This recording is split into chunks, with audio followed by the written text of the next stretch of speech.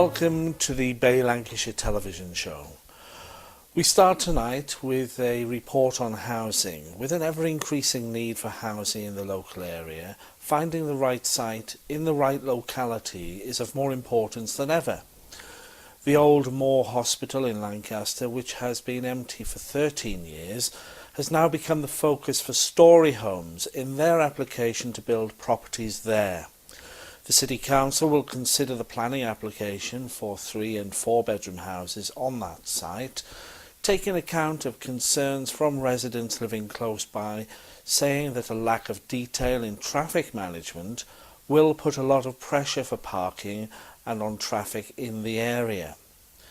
Other concerns would include the extra pressure on the already congested one-way system in Lancaster, with traffic joining it past the Town Hall to gain access to the motorway via the A6.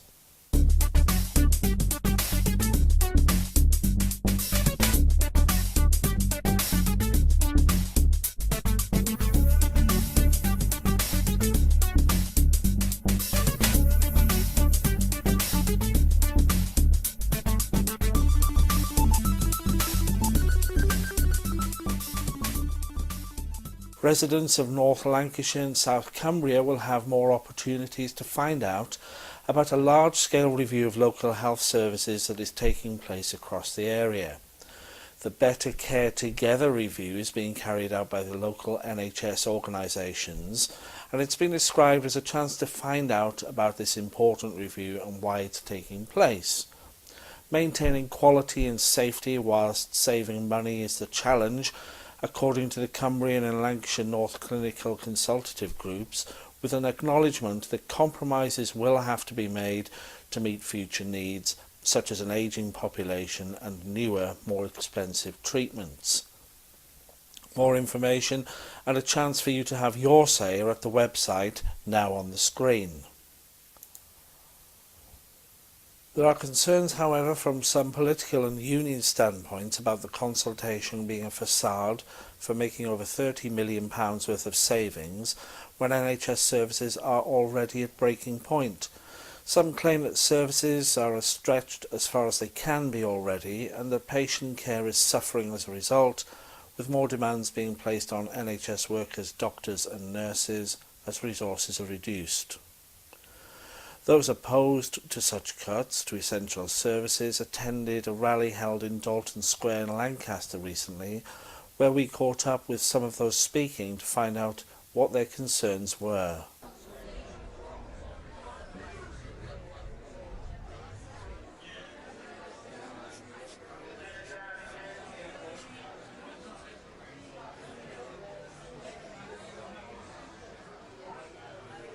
This rally today is about saving the NHS and our local services, particularly our local hospital. Local people are really worried that they're under threat, and so far it's kind of a rumour. We're not actually sure of the facts. What we know is that the Health Trust here has got to save £30 million, and what they've said is they're going to undertake a root and branch review of health services. And you can see all these people have come out today because we want to have a say in our local health services. We don't want to be competing with other towns and cities for basic health services. And I think people are beginning to realise there's a huge democratic deficit around provision of health services. It's like we vote for a government, but we don't then have any say over how money's spent locally, about the decisions that are made, about cutting services, or which things we might value more than others. I'm here today as one of many of Lancaster and District Pensioners Campaign Group. We're here because we're celebrating Intellectual Labour Day, where workers throughout the world celebrate the things that they have in common and celebrate every year. We're here particularly because we're concerned about the attacks on our NHS, particularly our local hospital, but other issues as well. In this district there's over 40,000 pensioners, Lancaster and Morecambe district, and we need our health service. We've got a growing population, we've got an ageing population, and we need the health services more and more. We don't need them cutting back, and we don't need them privatising so that money is creamed off and going into the pockets of these private companies. We need our NHS service to expand, and we need it kept public, and that's why we're here today and joining this protest. Yeah, I'm a lecturer at Blackpool Lafargue College. I'm a branch chair of the union there, but I've come here today in my role as a North West training organiser for the union, so representing our union in the North West. I'm here because I think, you know, we really all need to stand up together now to defend our health service against the cuts. I'm also an anti-cuts campaigner and believe that we should be fighting all cuts, whether they're in health, education or in welfare benefits. And that's why I'm here today, and it's because I think we need to stand up and be counted now, and you know, we've got to defend what we've got. What we've got left of our NHS, you know, is well worth defending. And you know, it's the pride of the world, the NHS. That's why I'm here, really.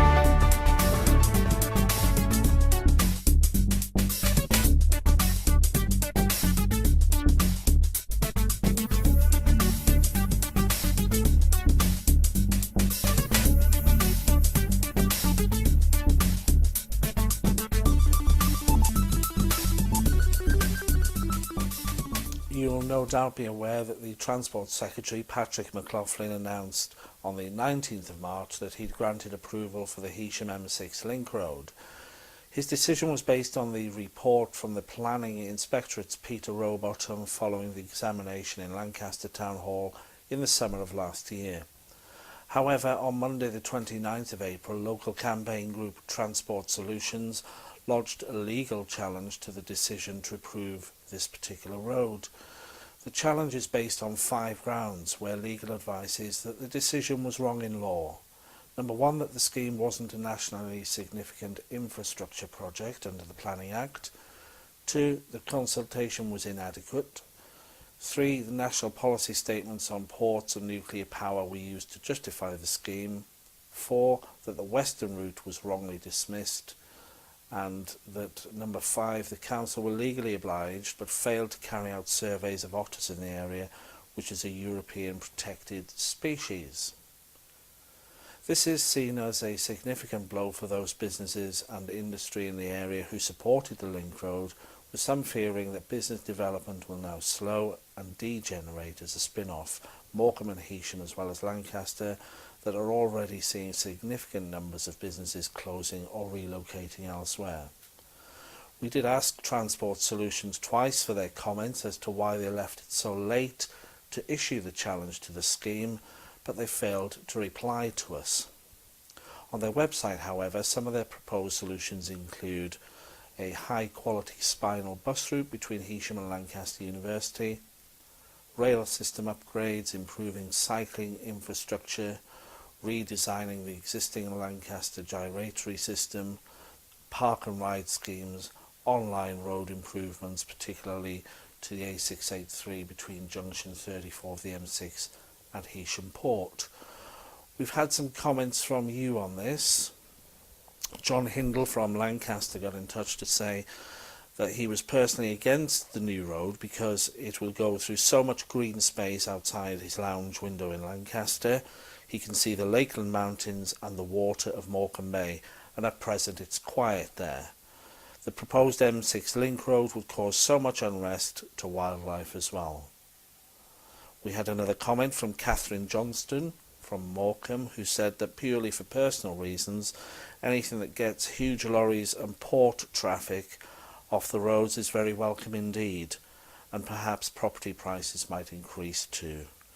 Let us know what you think and send us your comments via the usual means. The information's on this website. Get in touch via Facebook or by email.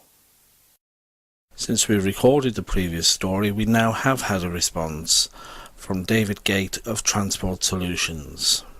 He gave us this statement. The examiner's report and the Transport Secretary's decision was published on the 19th of March. We didn't know what was going to be in them. We then had 6 weeks to analyse them, discuss with our legal advisors, decide on what grounds we could launch the challenge. It is a decision we didn't take lightly. The barrister's advice was that we had 5 strong grounds for a challenge, so we went ahead. Our grounds are not what is wrong with the road, which is the case we presented at the examination last summer, but what is legally wrong with the decision, which we only saw on the 19th of March. The Planning Act gives us 6 weeks to appeal, just as it gave the examiner 3 months to write his report and the Transport Secretary 3 months to come to a decision.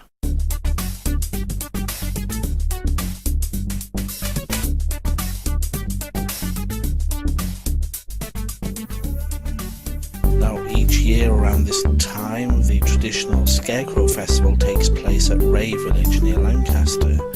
Here's a short selection of some of the best that we saw. See if you can find yours, particularly if you're in one of the local schools in the area.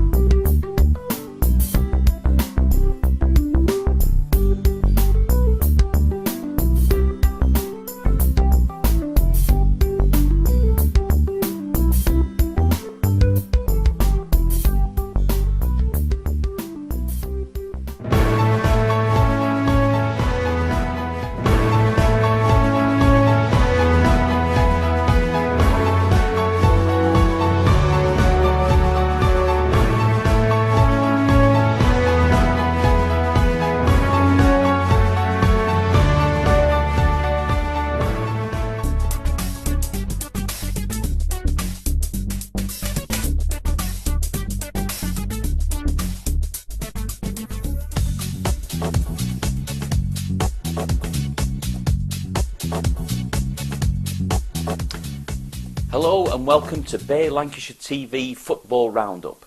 The curtain has finally come down on the 2012-2013 football season for our two local sides. In Football League Division 2, Morecambe's last home game saw them go down to Torquay United by 2-0. But the Shrimps managed to end the season on a high by recording a 1-0 away victory at Southend, a team now managed by former Hull, Bolton and Preston North End manager Phil Brown. It meant that Morecambe finished in 16th place in the league, one place worse off than last season. However, they did manage to record 3 more points than they did last year. So, all in all, a disappointing season for the Shrimps, and now manager Jim Bentley has stated that next season will provide an even greater challenge as he looks to compete in the division with a reduced playing budget and without several personnel who've been with the club for some time now. Recent departures have included Nick Fenton, and team captain Will Haining's contract is not being renewed. On the plus side, midfielder Andy Fleming has been offered a new 2-year contract. Hopefully we will keep you up to date with all the comings and goings at the Globe Arena over the summer as the Shrimps prepare for the new season, which, if you have your diaries handy, will start on the 3rd of August. Some playoff issues are still to be resolved, and what we know is that either Northampton Town or Bradford City will be leaving Morecambe's division and playing in a higher league, as they will be contesting the League 2 playoff final. Burton Albion and Cheltenham Town were beaten in the playoff semi-finals, so we'll start again in League 2 next season.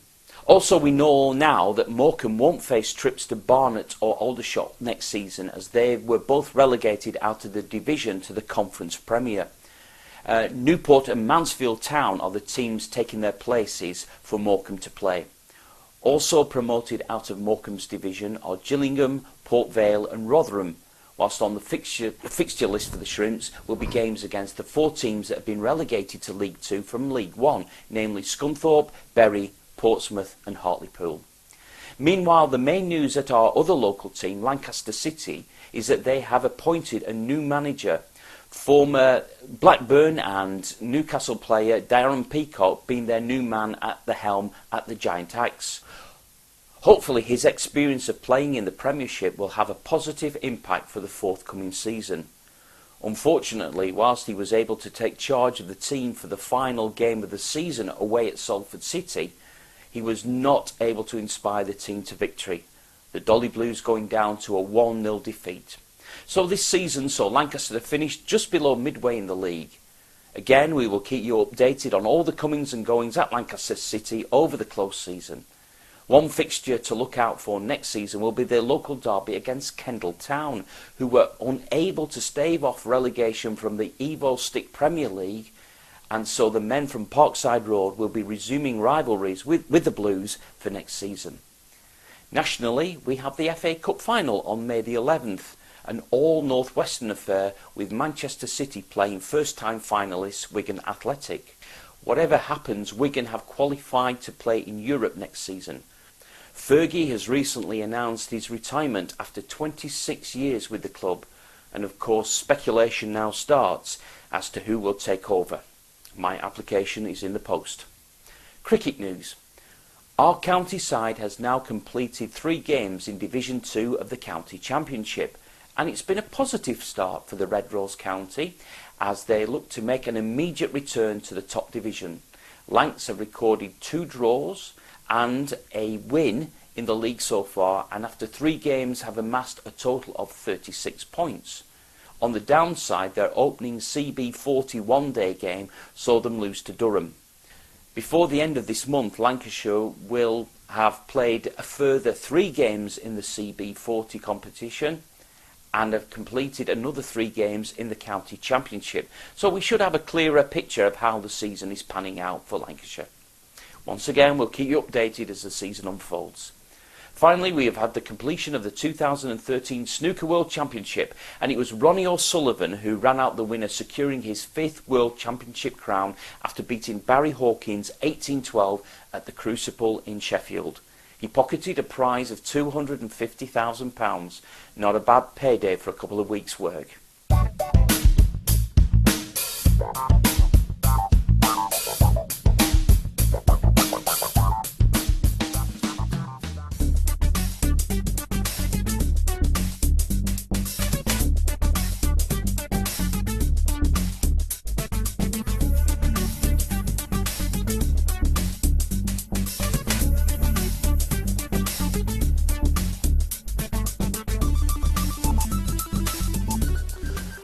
A new feature for the next few shows is our Pause for Thought. We're pleased to have the Reverend Linda McCluskey from St John's in Sandylands, Heysham with us.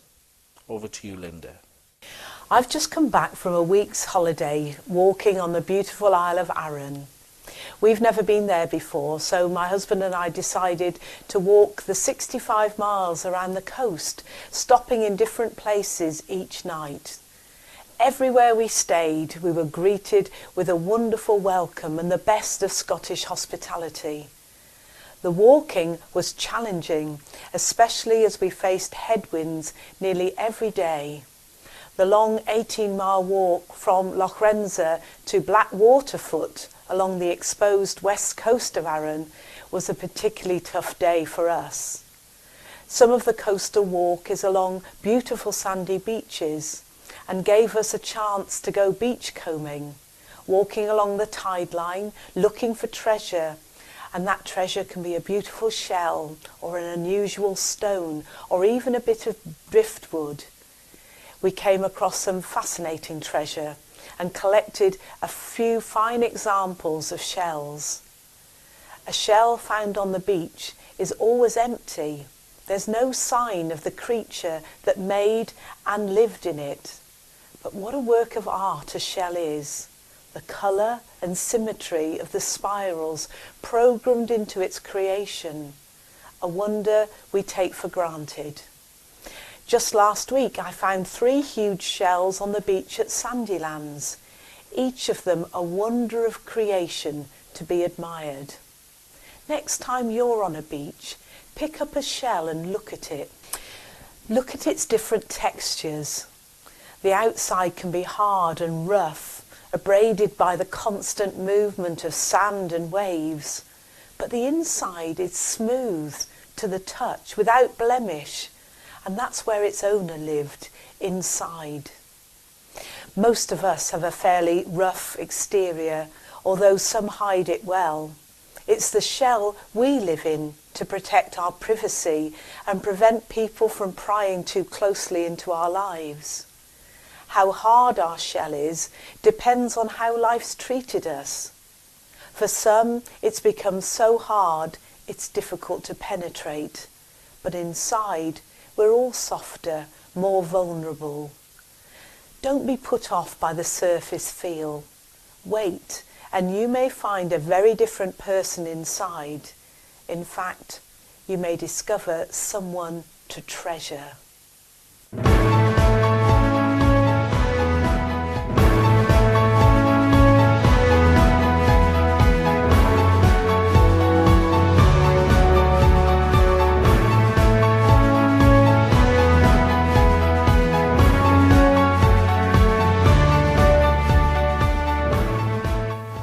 Lancaster and District Operatic Society have been entertaining theatre goers at the Grand with their production of The Producers, which has proved to be a great success. They were putting the finishing touches to their production when we caught up with them at rehearsals. My name's Carmen Gear, Mr. Debris, common law, assistants. No!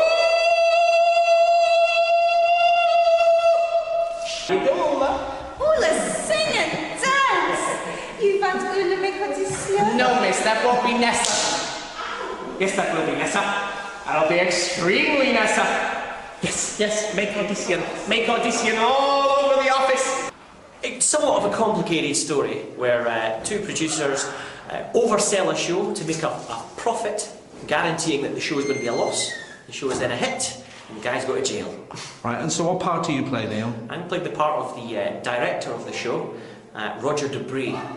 He is a camp man who is guaranteed to be the worst director ever. My character is Carmen Gear. He's a life mate of Roger Debris.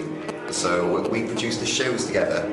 Okay. And have some fun. And Ethan, you're... I'm dotted about throughout the show. I'm Roger's choreographer at one point. I'm harassing Glenn at the beginning of the show with a violin. I'm not a little old lady, thank God. You look like one, though. Well, I look like one sometimes. but I'm just popping up every now and then. It's just, if people come see it, they'll go, "What are you now for?" Wait a minute, you know, it's just one of them. I think I've landed the good little roles. Yeah. It's going really well. It's coming together really well. I'm Ula, playing Ula, the blonde Swedish actress. Obviously, you can see I'm not blonde just yet. I'm getting a nice wig to put on. So. Right. So, what does she do in the play? Is she? Ula wants to be the next rising star, basically, and she comes in to Bialystok Bloom's office and asks to play a part. And they fall in love with her long legs and the way she looks, and basically gives her the part no matter what. Right. And they ask her to be their secretary up until the show. And so she says yes, and it goes on from there. And basically there's a bit of a love romance that goes on with her and Leo. As always. Yeah, so Leo and Ula start to fall in love, and yeah, it goes on from there. We've had a comment on Facebook from Angela Douthwaite of Wharton, near Carnforth, and she says, "The producers is the funniest thing I've seen in ages. What an amazing production for amateurs, well worth a visit." Once this show ends, though, Leidos are already looking ahead to their second production this year, Grease, meeting at the Priory Hall near the old Lancaster prison on Monday the 20th of May at 7:30. Will give you all the information you need to attend auditions, which are held on Monday the 3rd of June. The show will be performed at the Grand Theatre between the 10th and the 14th of September. Leidos are always looking for new members, young and old, so get in touch and we'll pass your details on to them.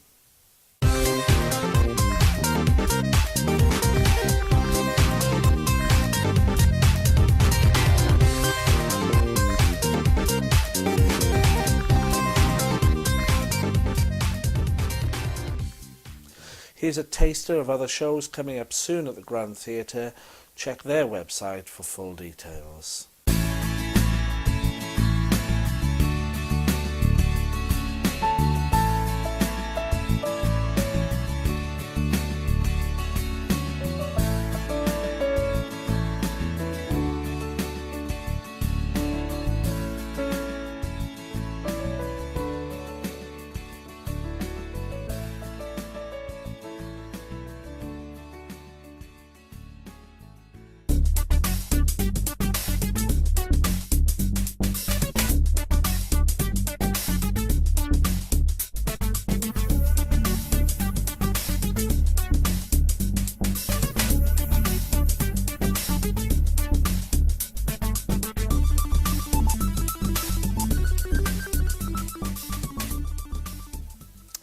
Acting is an art that can take many years to craft and perfect. You'll also have heard the saying, never work with children or animals. At the Duke's Theatre this week, then, you'll find a production that employs the acting skills of a black Labrador dog. Shakespeare at the Tobacco Factory presents Two Gentlemen of Verona. I caught up with Chris Donnelly and Lolio, the energetic black Labrador, as you'll see, to find out more, though we did feel it was rude to ask exactly what the dog was being paid. I'm playing Launce, who's servant to Proteus, and Lolio is playing Crab, my dog. And basically it's a really simple story. It's young lovers, two very best friends, Proteus and Valentine. Valentine is going to leave Verona and go travelling to discover a bit of life, and he's going to Milan, or Milan, as it was pronounced then, and Proteus is staying behind because he's fallen in love with Julia. However, early on in the story, after Valentine is gone, Proteus's father tells him that he needs to go and travel and maybe should go and join Valentine. By this time, he's made a secret assignation with Julia, and they're betrothed, basically, but in secret. But he has to go. By the time he gets there, I go with him. By the time he gets there, Valentine has fallen in love with a lady called Sylvia, and of course the conflict in the plot comes when Proteus sets his eyes on Sylvia. He falls in love with her and forgets all about Julia. Okay. Julia decides to come and find him in Milan and disguises herself as a boy, as is very prevalent in Shakespearean plays, to be safe, and goes with her maid Lucetta, and of course she witnesses his wooing of Sylvia, but it all ends happily. Okay, so the part that Lolio plays, yes, can you tell us about that? I certainly can. My whole reason to be seems to be to tell the audience all the atrocities that this clearly high energy dog has done off stage. So he steals chicken legs, he wheezes on ladies' garments and worse. But of course you never see this, it's just things that happen off stage. Okay, yeah. So you're starting your tour in Lancaster. Can you tell us where else you're going after this week? Yes, next week we're Cheltenham, then there's a week off, and then we're at the St Joseph in Scarborough, and then after that Exeter, the Northcote, and then after the Northcote the final one is Winchester at the Theatre Royal there. Okay, thank you very much. No all the problem. best. Okay. Here's a taster of other shows coming soon at the Dukes. Check their website for full details.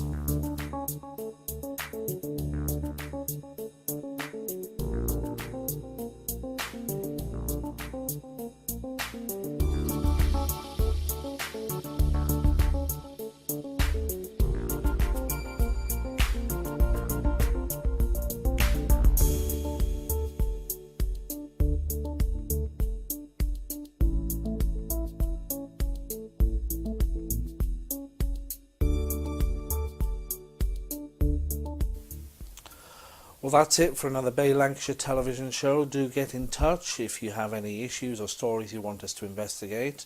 Send us your pictures and your stories and we'll try to use them as well. Or just send us your comments via Facebook and we'll try to include those as well. We look forward to seeing you next time.